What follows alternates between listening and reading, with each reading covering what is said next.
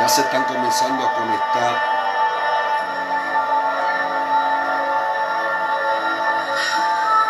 Bendigo la vida de mi hermana Sofía.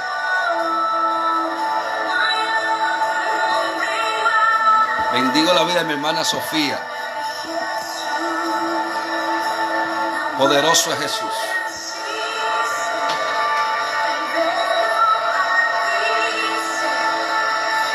Aleluya.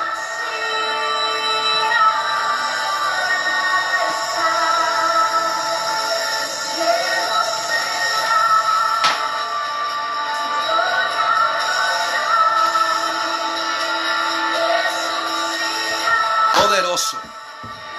Bendigo a mi hermano Franklin Bernat. Que la gracia de Cristo sea enriqueciendo la vida de todos aquellos que se están conectando una vez más bajo la presencia del Espíritu Santo. Poderoso. Amén. Quiero que por favor compartan este video.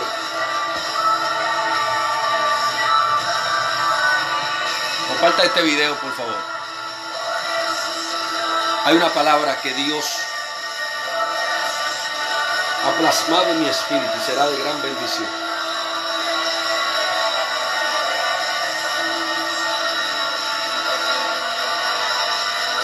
Aleluya. Padre, gracias por este día. Poderoso es Jesús.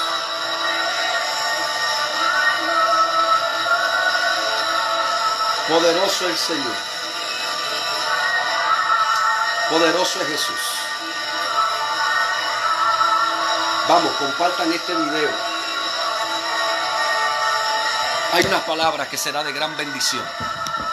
Hay una palabra que se estará desatando. Dios hará cosas extraordinarias.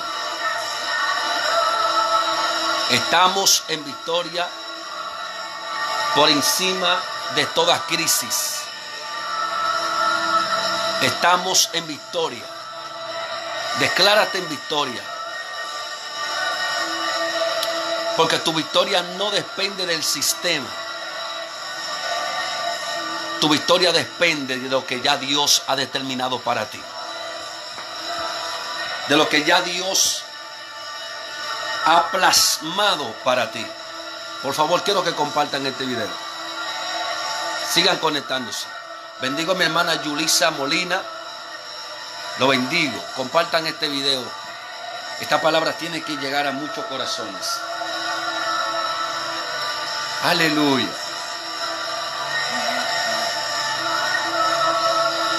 Padre, te bendecimos, te damos la gloria. Te honramos, Dios. Te damos la gracia por un día más. Te damos la gracia, Señor, porque tú eres bueno. Te damos la gracia porque para siempre es tu misericordia. Padre, en el nombre de Jesús, se rompen todas cadenas. En el nombre de Jesús, todas las puertas que están cerradas comienzan a abrirse, Padre. En el nombre de Jesús. Aleluya. Bendigo a todo aquel que se está conectando. Mi hermano José, mi primo, lo bendigo. Vamos, compartan este video. Que esta palabra pueda llegar a muchos corazones. Que esta palabra pueda impartir a muchas personas. Estamos en victoria. Por encima de lo que el sistema puede decir. Por encima de lo que el sistema ha determinado. Estamos en victoria. Dependemos de Dios. Dios es nuestro amparo. Dios es nuestra fortaleza. Dios es nuestro pronto auxilio en la tribulación. Padre, gracias, Señor. Padre, oro por el que está enfermo, Señor. Oro por el que está siendo agolpeado. Oro por el que está siendo maltratado. Oro para que tu presencia, Dios, se meta a los hogares. Para que tu presencia, Señor, transforme, cambie, se lleve todas las enfermedades. En el nombre de Jesús. En el nombre de Jesús. En el nombre de Jesús. Gracias, Señor. Gracias, Espíritu Santo. Comparte este video. Compartan este video. Compartan este video. Poderoso. Poderoso. Hay unas palabras poderosas en el segundo libro de Samuel, muy fuerte, que debemos compartir. Gracias, Espíritu Santo.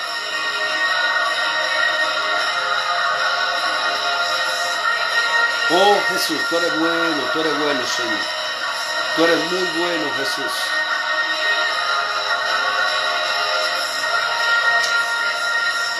Gracias, Señor. Gracias, Espíritu Santo.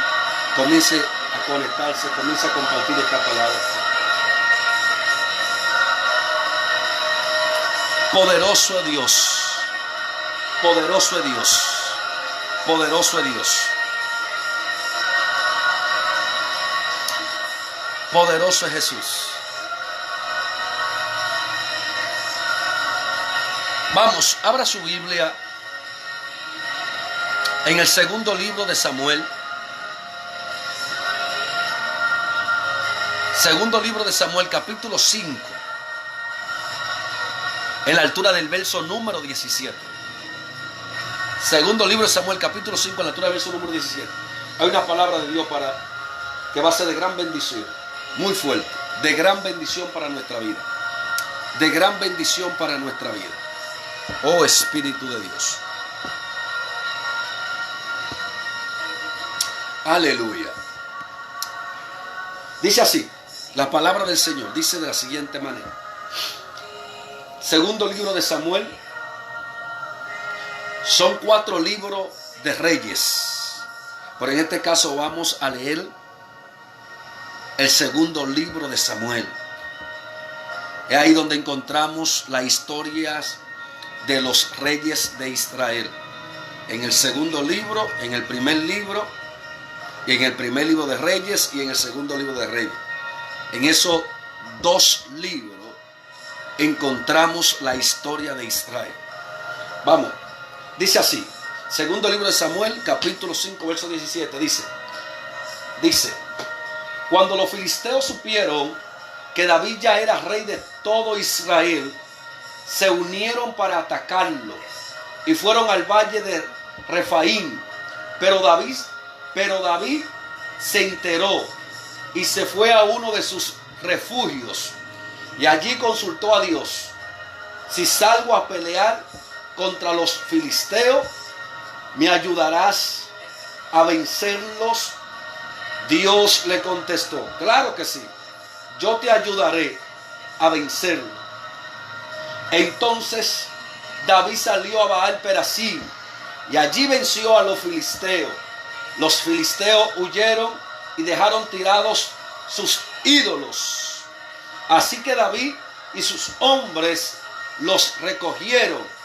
A ese lugar David lo llamó Baal Perasim, pues dijo: Dios es fuerte como la corriente de un río, pues abrió el camino para vencer a mis enemigos. Padre, gracias. Dios abre camino en este hermoso día. David dijo: pues Dios abre caminos para vencer a mis enemigos. Dios abre camino en este día. Dios abre camino en tu matrimonio. Dios abre camino en tu negocio. Dios abre camino en tu carrera universitaria. Dios abre camino, aleluya, en tu ministerio. Dios abre camino en tu iglesia. Dios abre camino en todo lo que emprenda. Ningún diablo va a cerrar los caminos que ya Dios ha determinado, por el cual tú vas a transitar. Ningún Satanás va a frustrar los planes de Dios en tu vida. Espíritu Santo, Dios abrirá camino. Tienes que entenderlo. Así como Dios le abrió camino al rey David, así mismo Dios abrirá camino en tu vida. Te adoramos, Jesús. Es interesante la riqueza que encontramos en esta historia que ha sido narrada en el segundo libro de Samuel, el capítulo 5, verso número 17. Ahí encontramos riquezas extraordinarias que si logramos anclarnos con todas las enseñanzas que encontramos en esta hermosa historia, vamos a ser muy bendecidos. Debemos entender que en el tiempo antiguo, más en el tiempo de David, en el tiempo de los reyes de Israel, cuando dos naciones se levantaban a guerra, la nación que ganaba tenía autoridad sobre la nación que había perdido la guerra. De manera que el botín de la nación que había sido vencida era tomado por la nación que había conquistado la victoria. El botín no consistía simplemente en el oro, la plata, en los animales, sino que también el botín consistía en jóvenes con mente brillante, mente extraordinaria. Se tomaban a esos jóvenes y se los llevaban cautivos. También tomaban la corona del rey, tomaban las mulas del rey, y se llevaban todo lo que pertenecía a esa nación. Por eso usted debe de entender, porque Cristo dice en uno de los evangelios sinópticos, Cristo dice: denle a César lo que es del César y denle a Dios lo que es de Dios. Israel estaba obligado a pagarle al César porque Israel estaba bajo la cobertura del Imperio Romano. El Imperio Romano había tomado control de muchos lugares en ese tiempo y todos tenían que pagarle impuestos. De manera que Israel también tenía que estar en ese mismo tenor de las demás naciones. Por eso Cristo dice: denle a César lo que es del César. Es decir, Israel no estaba llamado ni fue diseñado a darle al César. Lo que pasa es que ahora ellos estaban bajo la cobertura del Imperio Romano. Cuando David se activa y busca toda la manera de cómo enfrentar y de cómo evitar de que los filisteos tomaran el botín de la nación de Israel, David usó la mejor espada para poder enfrentar a los filisteos.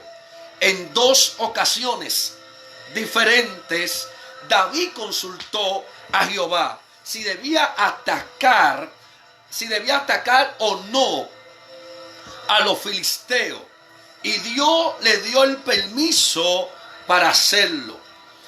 De manera que David nos muestra en esta hermosa historia una herramienta poderosa, un recurso extraordinario para poder enfrentar las crisis que estamos pasando.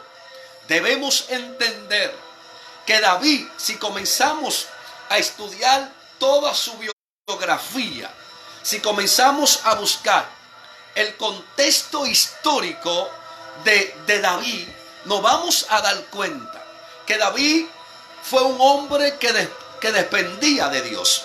David tenía un ejército extraordinario. Si traemos el ejército de David al tiempo presente, no será más fuerte.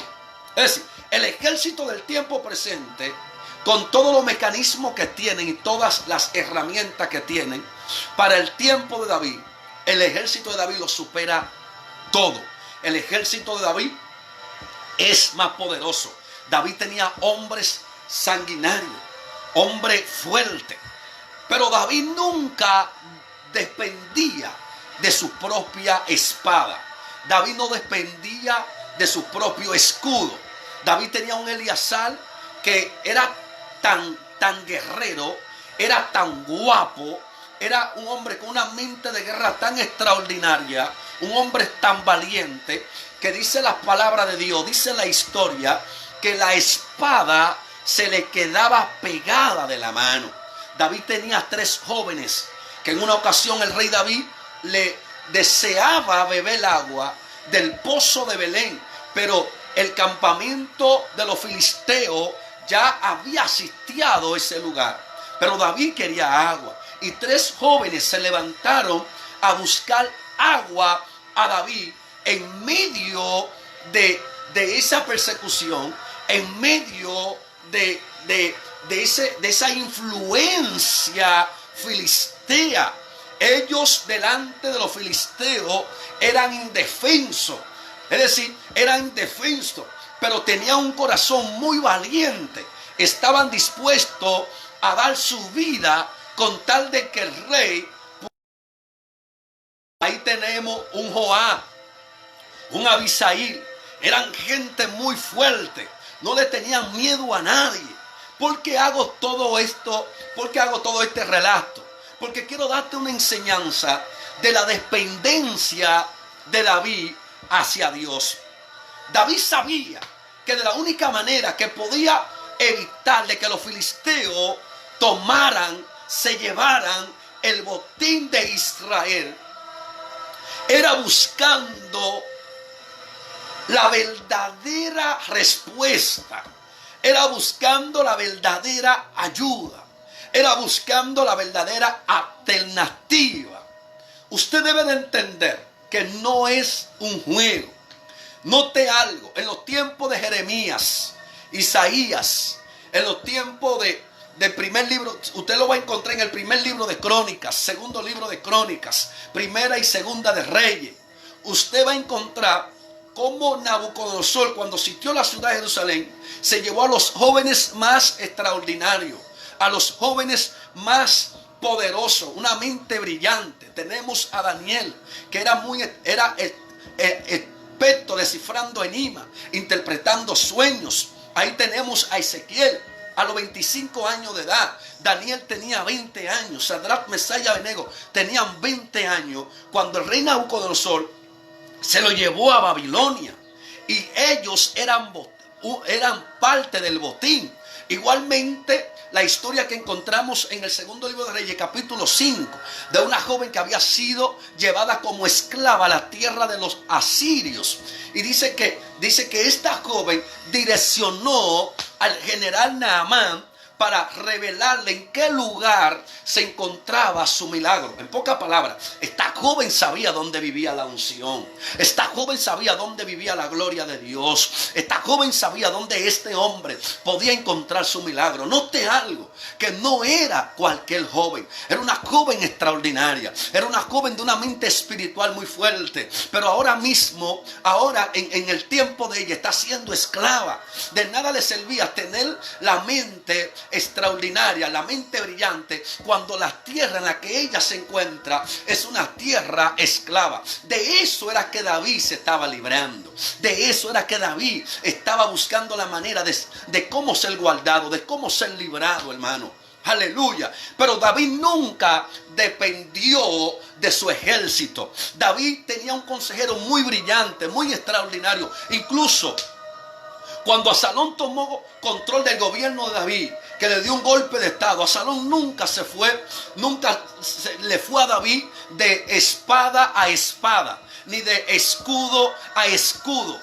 Absalón sabía que no tenía espada para pelear con su padre, no tenía escudo para pelear con su padre. Entonces trató de conquistar el mejor consejero que David tenía. De eso te va a dar cuenta en el Salmo 55, el Salmo 57. Te va a dar cuenta lo extraordinario que era el consejero de David, llamado Ahitofel. Entonces Absalón lo conquista. ¿Qué quiero decirte con esto? Que David humanamente tenía todas las herramientas como ejército para pelear, pero nunca dependía de su propio ejército. David no dependía de su propia confianza. David no dependía de su inteligencia. David dependía de Dios un 100%. David no era de las personas que dependen a Dios a media, que tienen X%. No. David tenía un 100% de dependencia a Jehová. Yo creo que David nos da una enseñanza muy poderosa aquí. Aunque quizás tú has usado tu propio mecanismo, has logrado muchas cosas extraordinarias en la tierra. Tienes muchos recursos extraordinarios que la tierra te lo ha dado. Pero te voy a decir algo. El único que puede enfrentar cualquier crisis y el único que te puede dar la victoria. Hay situaciones, hay crisis que quizá con tu propia fuerza tú las puedes resolver. Pero hay tormentas que no. Pedro y los demás discípulos estaban impuestos a enfrentar tormentas, pero en una ocasión se toparon con unas tormentas que ellos nunca la habían enfrentado, de manera que la tormenta que ellos no podían enfrentar, no podían destruir, entonces llamaban al maestro. Hay tormentas que tú no la vas a poder resolver con tu mano. Hay crisis que tú no la vas a resolver con tu mano. De manera que tiene que depender de Dios. Tiene que buscar a Dios. Como lo hizo David en medio de esa crisis, en medio de esa tempestad, en medio de esa persecución de los filisteos, en medio de ese problema, se levantó y fue a donde Dios y consultó a Jehová. Porque él sabía que Dios podía darle la victoria. Él sabía que el consultar a Jehová era lograrlo todo, hermano.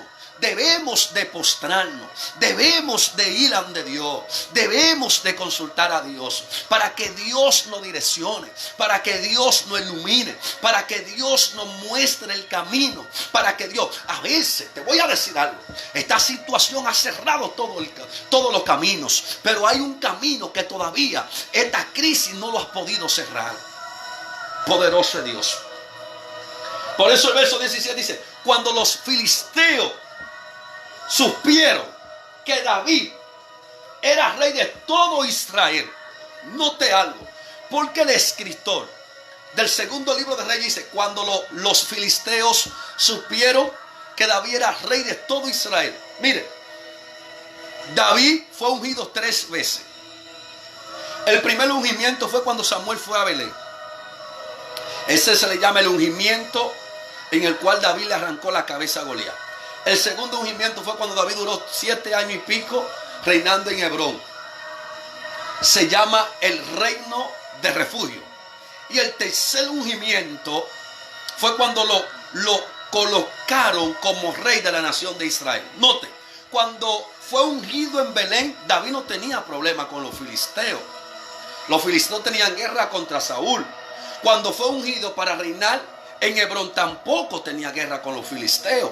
Los filisteos tenían guerra con Saúl. Pero cuando fue ungido como rey de la nación de Israel, ahí los filisteos se levantaron. Aleluya. Ahí encontramos los 3 niveles de ungimientos. En pocas palabras, hay niveles o hay responsabilidades que Dios te va a delegar. Pero esa responsabilidad va a tener su persecución. Cada responsabilidad o cada ungimiento tiene su persecución. ¿Qué yo quiero enseñarte con esto? No temas por la persecución que está pasando. Esa persecución revela en el nivel de ungimiento que tú estás. Esa persecución revela en el nivel de gloria, en el nivel de unción que Dios te ha colocado. Cada ungimiento demanda una persecución. Si sientes que la persecución ha sido muy fuerte, es porque el nivel de ungimiento ha sido fuerte. Si sientes como que la guerra ha deseado más, es porque el nivel de unción ha sido fuerte. De manera que debe de entender que la persecución lo que revela el nivel de gloria en la cual Dios te ha colocado. La persecución revela, valga la repetición, el nivel de unción en el cual Dios te ha colocado. La persecución revela el nivel de conocimiento, el nivel de gracia, el nivel de crecimiento, el nivel de poder en el cual Dios te ha colocado. No temas. Eso debería provocar regocijo en tu vida, provocar paz en tu vida, provocar fiesta en tu vida, porque la persecución es lo que revela en el nivel que te encuentra en Dios. Aleluya. Oh, gloria a Dios. Por eso dice que cuando David se enteró que le llevaron las cartas de amenaza, antes de los reyes ir a la guerra, primero mandaban mensajeros con cartas para darle a entender al rey contrario de que había guerra. O cuando había paz, también me mandaban mensajeros con unas cartas para revelarle a ese rey para que entraran en un convenio de paz. Pero en este caso no hay paz. En este caso hay guerra. Pero David no se turba. David no se aflige. Fue tan fuerte la persecución de los filisteos. Fue tan fuerte la influencia de los filisteos que el verso 18 nos revela el peso de influencia que los filisteos habían levantado contra el rey David. Aleluya. El valle de Refaín, a medida que el valle de Soré se mueve hacia el este de la Cefela, cerca de Bet-Semes, se divide en varios pasadizos que escala las montañas alrededor de Jerusalén. El valle de Soré en cierto punto gira al noroeste hacia Gabaón, mientras que el valle de Refaín gira en dirección este, sureste hacia la zona entre Belén y Jerusalén. Une el camino norte-sur que va de Jerusalén hacia Belén y luego se dirige al noroeste hasta Jerusalén. Sin duda, esta era una situación estratégica para que los filisteos impidieran que David recibiera refuerzos potenciales de Judá. Me gusta cómo este artículo aporta y colabora lo que dice el verso 18. Este artículo lo que nos está revelando es que los filisteos cerraron todos los caminos que David podía utilizar para buscar ayuda y enfrentar el gobierno filisteo. Pero lo que ellos no saben, que el camino más extraordinario que David utilizaba para buscar ayuda, los filisteos no los podían cerrar. Los filisteos le cerraron a David todas las puertas en el mundo natural. David no tenía un medio para buscar ayuda en un concepto natural y científico. David no podía buscar ayuda a Belén. David no podía buscar ayuda a Judá. David no podía buscar ayuda a Samaria. David no podía buscar ayuda en otros lugares, porque todos los caminos estaban cerrados. Pero debemos de adoptar esa misma mentalidad de David. Los filisteos han buscado toda la manera de cómo cerrar todos los caminos. Ahora mismo todos los caminos están cerrados. Uno de los países que siempre extiende su mano y ayuda a los demás países es Estados Unidos. Y ahora mismo Estados Unidos no puede ayudar a nadie. Oh, gloria a Dios. Todos los caminos están cerrados. Muchos presidentes se encuentran entre la espada y la pared. Muchos doctores en la área de la medicina se encuentran entre la espada y la pared. Por eso muchos se están postrando a reconocer que el verdadero camino que los filisteos no han podido cerrar, tenemos que buscarlo. Por eso muchos oran, muchos están reconociendo a Dios. Es interesante la expresión del presidente Danilo en uno de sus discursos. Él dijo: Dios dice en su palabra: si se humillare mi pueblo, sobre el cual mi nombre es invocado. El presidente está revelando que aunque todos los caminos en el mundo natural se han cerrado, todavía hay un camino que permanece abierto y se llama el camino de Jehová, el camino que es Cristo. Por eso Cristo dice: yo soy el camino para llegar al Padre. Todos los recursos que nosotros necesitamos para en Dios, tenemos que buscarlo en Cristo. Cristo es el camino.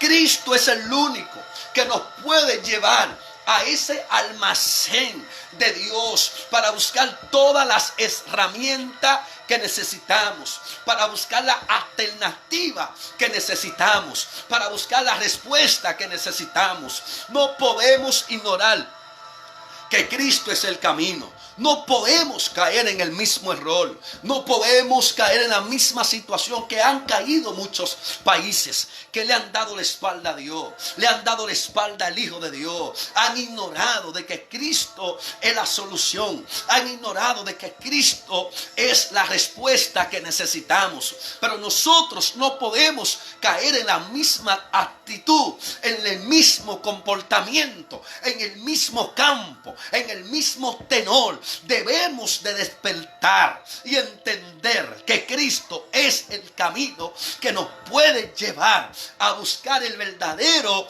recurso que necesitamos. Cristo es la luz del mundo. Cristo es la sal de la tierra. Necesitamos luz, pero esa luz es Cristo. Necesitamos sal, pero esa sal es Cristo. Aleluya. Aleluya. Necesitamos a Cristo. Necesitamos a Cristo.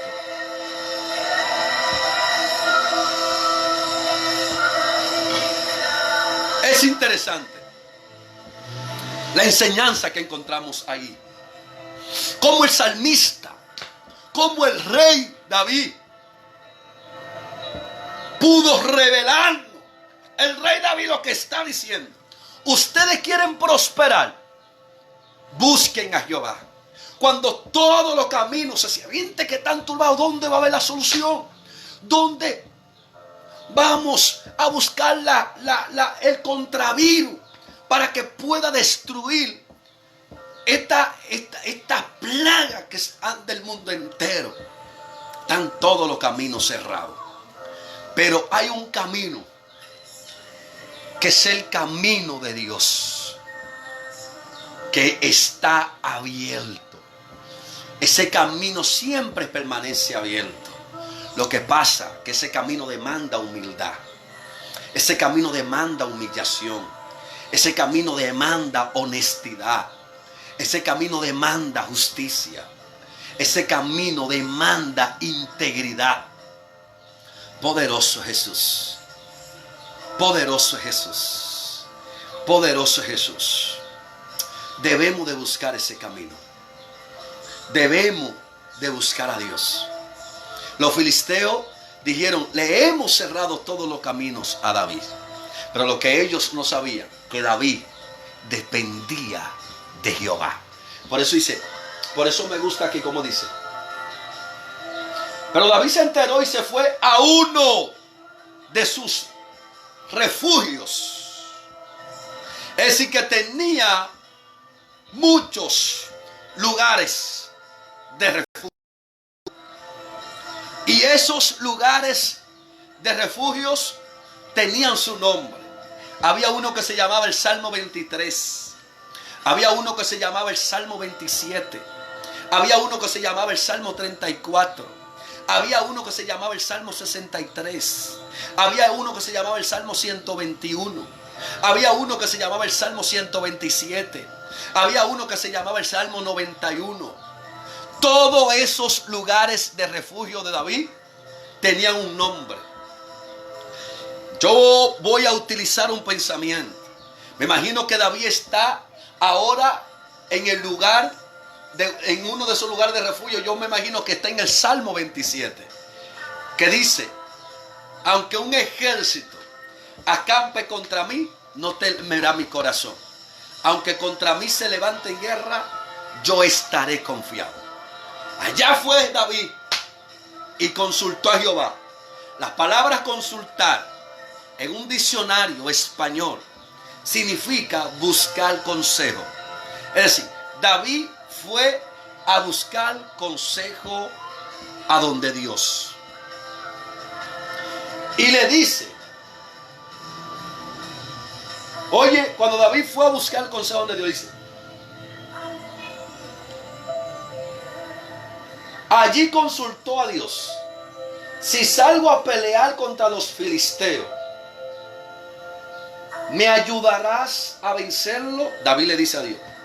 Y Dios le contestó: claro que sí, yo te ayudaré a vencerlos.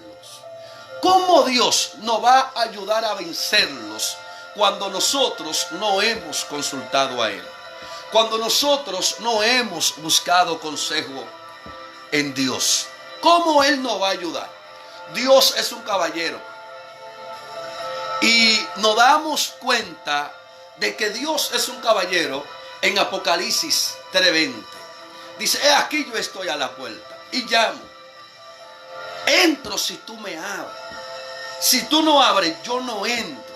De manera, Dios nunca va a intervenir en la guerra si tú no consultas a Él.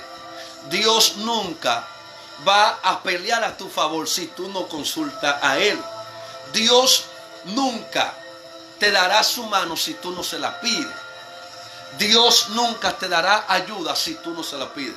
Por eso Él le dijo a Jeremías: clama a mí y yo te responderé. Pero ¿cómo Dios te va a responder si tú no clamas? Para que Dios responda, debemos de clamar. Es imposible que nosotros estemos esperando que Dios responda cuando no hemos clamado. Es un error entender eso. Es un error pensar eso. Vamos a clamar primero para que luego esperemos respuesta de Dios. Por eso Dios le dice a David: yo te voy a dar la victoria. Y Dios le dio la victoria. Y David tomó los dioses de los filisteos y lo destruyó. Porque cuando se iba a la guerra, los reyes siempre llevaban a su dios a la guerra. Los filisteos llevaron a sus dioses. Entre ellos estaba Dagón.